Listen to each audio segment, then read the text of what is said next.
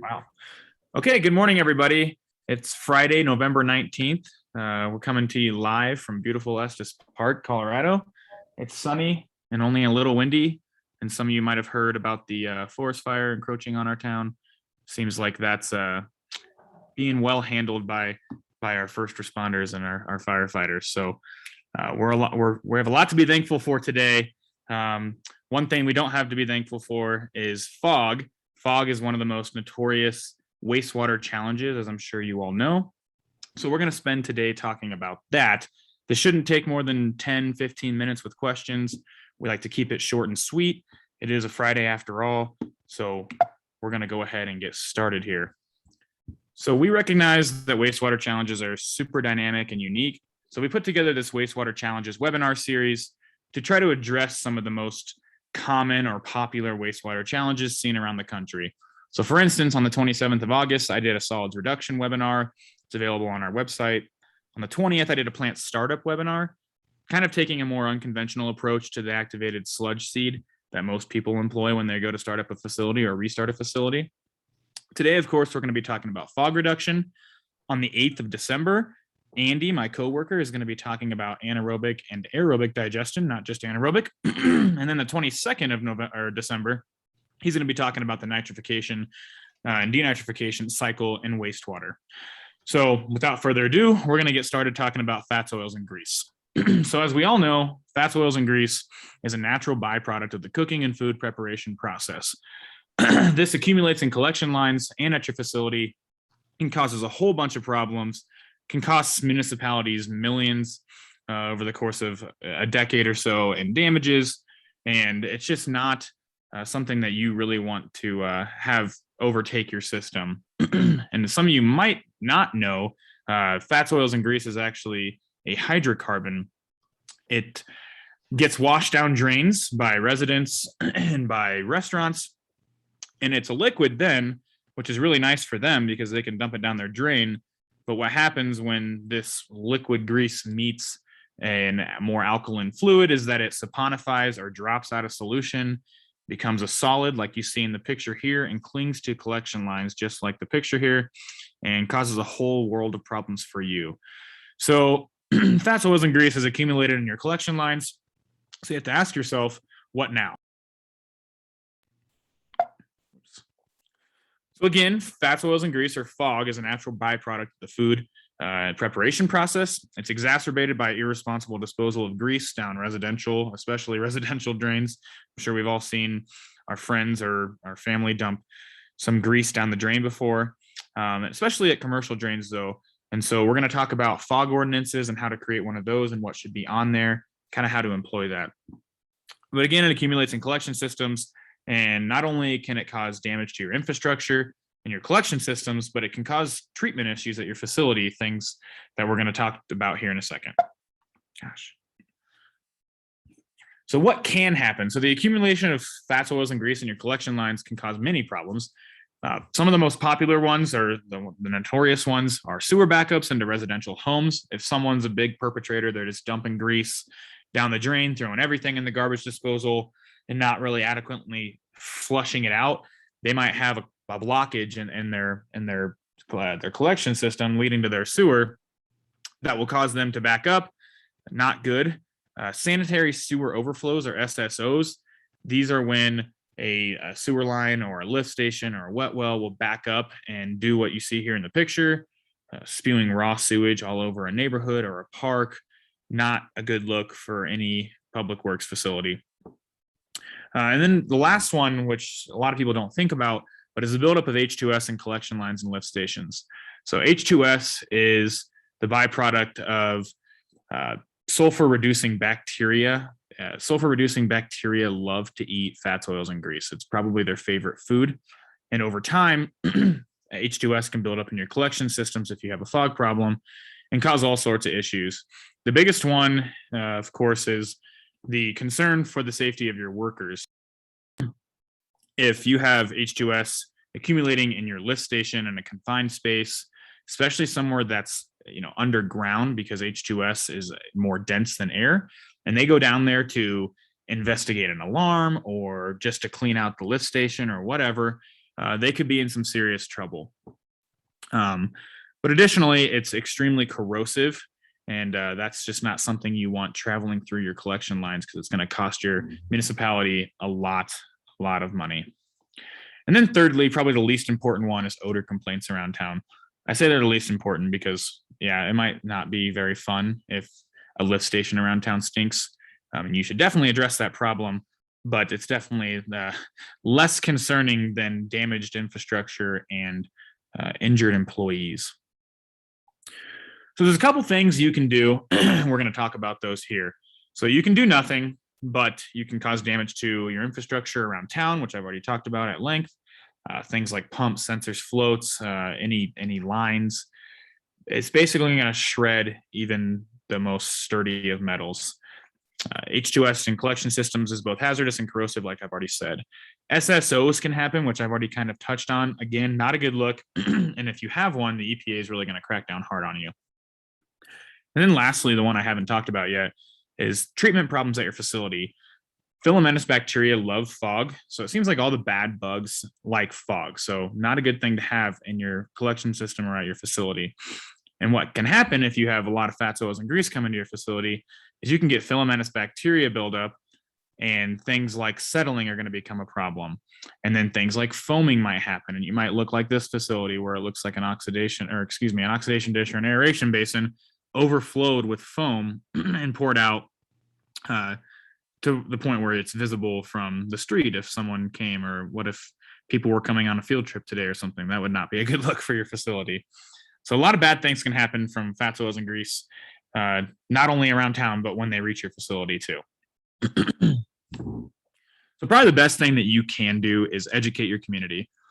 You need to let them know how to properly dispose of grease rather than dumping it down the drain. So this is from the city of Seattle. They put this out. They probably slide it into their paper or something, just quarterly, or just to remind their residents. But unfortunately, there's no guarantee this will work, because people love drains and toilets, as we know, because things tend to just disappear. The best thing that you can do is control mass producers of fats, oils, and grease at the source. That is by far your best option, because, for instance, restaurants, a couple hundred people might eat there in one given night. So instead of them all dumping that grease down their drains, it's going to be at a restaurant, which you can go into that restaurant and say, hey, you need a grease trap. You need to clean your grease trap ever so often. We're going to come in and check and make sure you're cleaning your grease trap, things like that. So again, the best thing that you can do around town is educate your community, let them know what to and what not to do, and then go in and control these things at the source. So this is something that we actually put together recently for a smaller municipality in Oregon. They were having all sorts of issues with fats, oils, and grease, and they knew that we put out marketing outreach, things like this.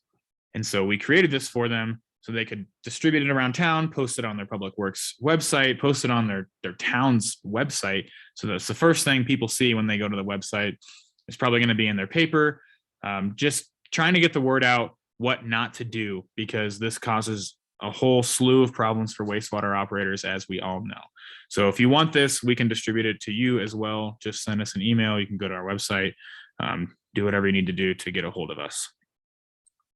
Another thing you can do is call in the big rig or a Jetvac service. But these things are really expensive. You're looking at upwards of $200 an hour. And it's more of a Band-Aid approach. You're kind of just coming in and putting the lines under pressure and trying to jet it out, which, guess what? It's sending it all to your facility, and you could have some of the problems that we've already talked about in the previous slides. Again, really expensive, $200 an hour or so, and you're looking at $1 a foot of pipe to clean in a collection line. And you're probably looking at doing this a couple times a year, if not more. So not really the best option, in my opinion. Some added humor, you could give your bacon grease to your dog. Every homeowner should adopt or own a fog dog. And if you're not into dogs, you could get a fat cat. But I don't want to condone such things, because I know that you don't want to give your dog too much grease. And I don't know about cats. My cat wouldn't eat any table food. So our recommendation, it's kind of a 3-step process. You want to create a pretty stringent fog ordinance.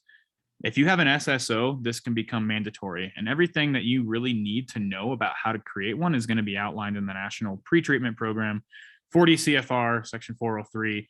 in the EPA's guide on pre-treatment. It's available on their website. It's pretty outdated, but it's at least going to give you some guidelines and pointers on how to do this, kind of who to go through to create something like this. Secondly, you need to educate your community. You need to make sure that everyone knows what not to do, to not dump grease down the drains, because it costs them money, causes you guys problems. It's just not a good thing to do. And then lastly, kind of what we're here for, we recommend adding a live microbiology product to your collection system. This is going to reduce fog both in your collection system and prevent associated challenges at your facility. And it's going to keep your employees safe from things like H2S. So to do this, we have a product called Probiotic Scrubber 2. It's kind of our jack of all trades product. We use it for fats, oils, and grease problems all over the country. Basically, this is going to safely introduce a diverse population of bacteria to your collection system and then to your wastewater facility.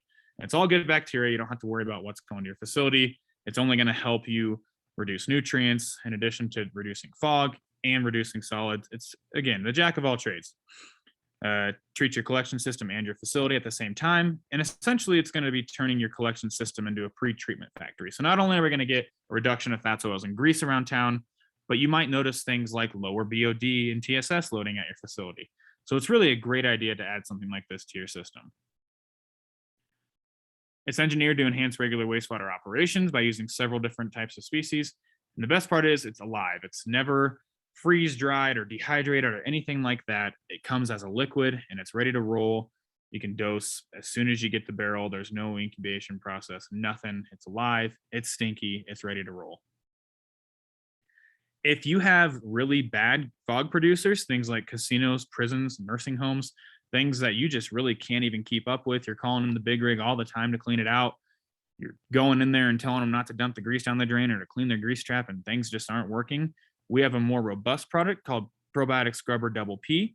And basically what this is just PB2, but we add extra grease degraders so that they can really work on that grease. And we've seen good success using this at heavy fog producing locations. Tanner, do you have a second to answer a question? I do. Sorry, I'm kind of in the zone here. No worries. Holly asked, does Probiotic Scrubber emulsify grease like an enzyme does? It does not, actually. So enzymes are just going to emulsify the grease, turn it into a liquid, put it back in the solution, and throw it to your facility. And, you know, there's no telling when it's going to come back out of solution after the emulsification product wears off. What our product does is actually degrades the grease. It's going to actually eat the hydrocarbon and produce things like water and carbon dioxide as its byproduct. So it's actually getting rid of the problem, not just displacing it. But good question. Thank you. Yeah. And then lastly, something that we also use for fats, oils, and grease and H2S is a product called Probiotic Scrubber OCC. And OCC just stands for odor and corrosion control. And it's, again, for mitigating heavy fog and H2S producers, things like casinos, prisons, and nursing homes. But it's especially good for long force main applications or in areas with a history of odor complaints. And basically what this is Probiotic Scrubber 2, our base jack of all trades product, with added nutrients to supercharge the bugs. And the reason I say it's good before force mains is because it's basically loaded with nutrients to keep these bugs alive for a lot longer. I have a couple clients who have long force mains, and basically by the time their sewage reaches their facility, it's septage. And so when we dose this OCC product, it's no longer septage when it gets to the facility, because we're supercharging these bugs and helping them out along the way and keeping them alive a lot longer. So it's kind of a twofold thing. Not only is it going to help out that force main with odor complaints and fog, keeping it safe from being shredded by H2S gas, but it's also going to help the facility with their treatment once it gets there. So our products are available in 5-gallon pails, 30 and 55-gallon drums, or totes, 275 and 330-gallon totes. And again, they're ready to ship today. They're alive. They're ready. They're at our manufacturing facility, ready to leave on this, like a pallet, like you see here in this picture. And then a little bit about us. We're a privately owned business in Estes Park, Colorado. Our business hours are Monday through Friday, 8 to 5 Mountain Time. And if you need to call us for any questions or to talk about your wastewater challenges that I might not even have addressed today, just give us a call, 970-586-3391, or go onto our website. It's really easy. You go to our website, there's a little chat bot down in the corner, and we're pretty much manning that 24/7 except for when we're sleeping. So you can click the chat option in multiple places. So feel free to go to our website. It's a good place to have all your questions answered. So that's all I have for you today. I'm going to open it up for questions. If you have a question, just maybe use the raise your hand function and Kathy can unmute you, I believe, and we'll go from there.